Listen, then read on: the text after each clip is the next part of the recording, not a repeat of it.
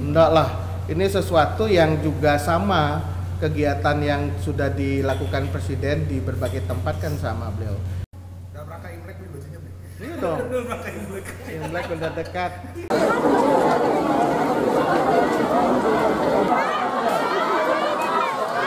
Iya, ada beberapa kegiatan beliau tentu terkait dengan pengecekan harga ya, bahan-bahan pokok, dan kemudian juga beberapa kegiatan terkait dengan bansos, bantuan sosial yang memang dilakukan Presiden di beberapa daerah, dan sekarang adalah di Yogyakarta. Ada juga soal program BPJS. Beliau mengecek pelaksanaan dari BPJS dan juga Kartu Indonesia Pintar.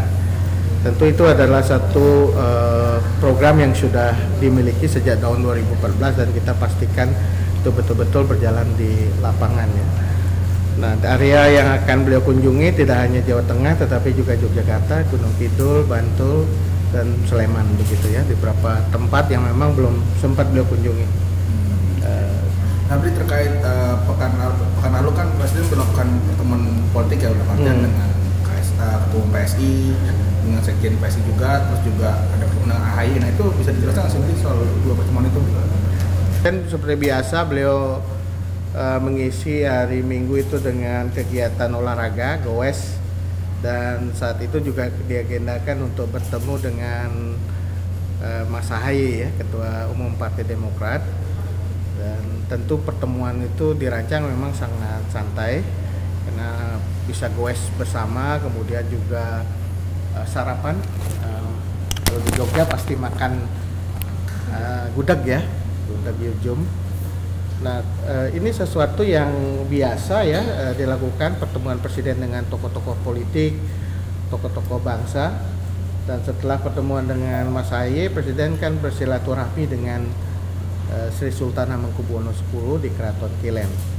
Ini juga satu kunjungan silaturahmi seperti biasa beliau lakukan karena setiap beliau menginap di Istana Kepresidenan Yogyakarta di Gedung Agung, beliau menyempatkan untuk silaturahmi kepada Sri Sultan, dan ini adalah silaturahmi juga yang dilakukan oleh beliau pada kunjungan kerja di Yogyakarta dan Jawa Tengah. Saat kunjungan akhir pekan itu kan Pak Presiden bertemu dengan pejabat-pejabat politik ya di Jogja seperti yang tadi disebutkan. Tetapi saat bersamaan juga di daerah lain ada harlah P3 yang salah satunya juga partai pendukung pemerintah gitu Bu. Setelah Pak Presiden nggak hadir ke harlah PDIP dan sekarang nggak hadir ke harlah P3, apa itu menunjukkan sinyal-sinyal nggak ada? Oh enggak lah, beliau tentu tidak bisa hadir di harlah P3 karena sudah direncanakan untuk beberapa acara di Yogyakarta dan di Jawa Tengah. Di sebelumnya kan agenda yang di hari Sabtunya itu kan agenda Presiden itu kan di Jogja, salah satunya sepak bola. Maksudnya agenda yang sudah direncanakan jauh hari itu apakah juga agenda sepak bola? Nah, itu konteksnya karena kesamaan itu halahnya P3. Oh, bukan. Itu konteksnya karena besoknya hari Minggu kan ada pertandingan tim Indonesia dengan Australia ya. Jadi untuk memberikan support juga dan juga mendekatkan dunia olahraga sepak bola pada anak-anak muda, terutama generasi muda sekarang ini kan proses untuk memperkuat talenta-talenta di bidang olahraga sepak bola itu harus kita galakkan, terutama di kampung-kampung, di tingkat daerah itu harus juga berlangsung. Dan menjelang momen pertandingan itu Presiden menyelenggarakan itu atau hadir di dalam proses latihan yang diselenggarakan klub sepak bola anak-anak. Tapi pergerakan Presiden yang agak intens di Jateng dan DIY itu lebih kemana ya? Karena juga ada sinyalemen, ada kaitannya juga dengan. Enggak lah, ini sesuatu yang juga sama kegiatan yang sudah dilakukan Presiden di berbagai tempat kan sama beliau. Itu memastikan kebutuhan pokok rakyat itu tersedia, memastikan program-program pemerintah itu berjalan, termasuk program prioritas yang terkait dengan masyarakat. Dan memang wilayah yang belum dikunjungi itu harus dikunjungi lagi supaya memastikan itu berjalan. Beli sebelumnya kan waktu ditanya Presiden kira-kira akan ikut kampanye atau tidak, kan kata Presiden kita lihat nanti. Nah ini sebelumnya ada pertemuan-pertemuan ini, apakah ini menandakan akan dimulai gitu Beli Presiden melakukan kampanye? Atau sampai saat ini kan belum ada rencana akan kampanye. Belum ada ya Beli? Belum ada rencana. Mas Kaisang, berkaitan dengan bansos yang dibagikan Presiden, ini kan belakangan ini juga menuai sorotan. Apakah memang bansos itu harus dibagikan sekarang gitu di pemilu tahun pemilu saat ini ya? Dan daya beli masyarakat nih saat ini bagaimana sih sampai bansos itu kemudian harus di?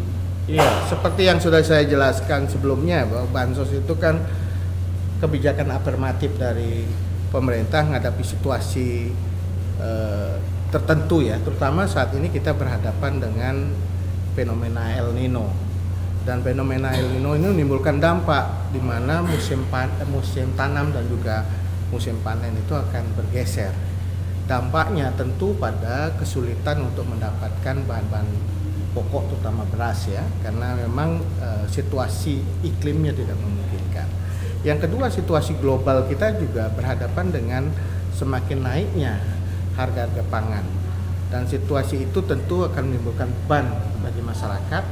Dan salah satu cara untuk merespon persoalan itu adalah dengan membagikan bansos. Karena memang kelompok-kelompok sosial yang berada di lapisan bawah itu memang harus dibantu dalam menghadapi situasi yang sulit ini. Jadi ini sebenarnya kebijakan afirmatif pemerintah yang sumber dananya juga dari APBN ya. Anggaran pendapatan belanja negara ini sumber dana dari rakyat juga. Tapi kenapa ketika membagikan bansos Presiden tidak mengajak Ibu Mensos, karena kan bansos ini kan sebenarnya tupoksinya Ibu Mensos juga gitu. Karena terkait dengan cadangan pangan ya, ada Bulog dan Badan Pangan. Jadi lebih pada hal itu, termasuk juga mengecek mengenai keberadaan pangan di setiap daerah. Jadi yang diajak tentu berkaitan dengan itu. bukan karena status kepartaian. Enggak ada status Ini kepartaian. masih ada pertanyaan soal kemarin soal kan Presiden menyampaikan Presiden boleh berkampanye, Iya. kemudian juga ada keterangan pers. Iya. Tapi juga ada pandangan bahwa ada pasal 283 itu yang belum diperhatikan. Di situ itu ada larangan bagi pejabat negara untuk melakukan kegiatan yang mengarahkan dukungan ke salah satu peserta, baik sebelum, selama, dan sesudah. Itu gimana tanggapan? Ya, konteks dari pasal itu yang harus kita lihat ya. Jadi dalam menjalankan kebijakan, membuat keputusan, bahkan itu terkait juga dengan pelayanan publik, itu tidak boleh berpihak. Jadi kaitan dengan pengambilan keputusan. Bukan dalam kaitannya dengan ya, karena dalam konstruksi yang lebih luas, lebih umum, bahwa pejabat negara itu kan juga ada berasal dari partai politik atau pejabat negara yang kemudian terlibat di dalam proses kampanye karena mereka tergabung dalam tim kampanye misalnya. Nah, sebab pejabat-pejabat negara seperti itu kan diberikan keleluasaan untuk melakukan kampanye, terlibat dalam kampanye. Nah, tetapi dalam kampanye itu mereka ada pagarnya, ada koridornya, yaitu cuti. Jadi semua atribut sebagai pejabat negara pada saat cuti itu tidak bisa dipergunakan, termasuk di dalam penggunaan fasilitas.